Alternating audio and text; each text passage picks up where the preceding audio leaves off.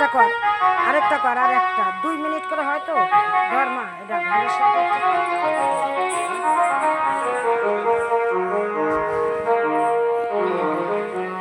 সাজা।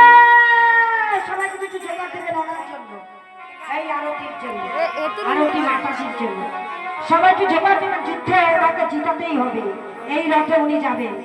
সবাই কিন্তু ওনার আত্মার জন্য ধূমসে একটা জোগাড় দেবেন মায়েরা। সাজা ওরে ভুবনম হনরতা সাজিয়ে আলো মনের মতো মনোরথ দেখিতে